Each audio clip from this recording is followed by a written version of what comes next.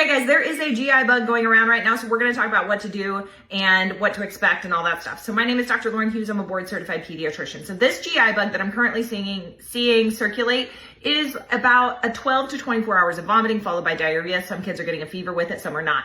So when it comes to a GI bug, they are spread via fecal oral route. Don't think too much about it. It is exactly what it sounds like. So it goes into your mouth, gets into your GI system, and so then it's going to start here. So you're going to have nausea, vomiting. And then it's going to move through, and then you're going to have diarrhea. So that's how GI bug works, and it has to get out of your system. So I like to send my patients in a medication called ondansetron. It's a prescription medication, brand name is Zofran, and that's an anti-nausea medicine because the biggest thing with the GI bug is dehydration. That is the biggest thing we are worried about.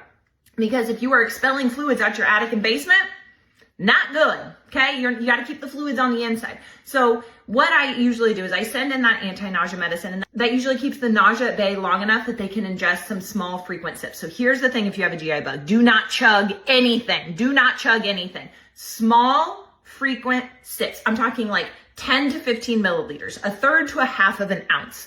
And every 5 minutes. So you do small sips because your stomach is kind of in this like spasm mode. And if we overflow it with too much fluid or food, it's going to reject. Okay. So we don't want to do that.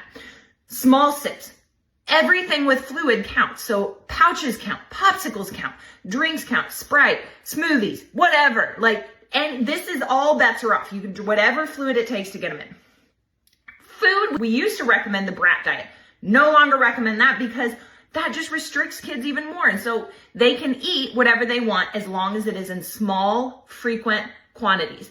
So as they tolerate the small sips and they're not upchucking it, then you can start increasing the volume. Now, once you get to the diarrhea phase, you can eat and drink whatever you want in whatever volume you want. You do not want to give medication to stop the diarrhea though, because the bug has to get out of your body, okay? So generally speaking, what I recommend to my patients is if you are having less than 3 wet diapers in 24 hours, you are vomiting blood, you are vomiting neon green, then you need to go to the ER. Those are the things that make me say you need to go to the ER. Or if you are just to the point that you can't get anything in them, or you are just generally concerned, always go and be evaluated. But those are typically my criteria, and good luck because it's also hidden parents.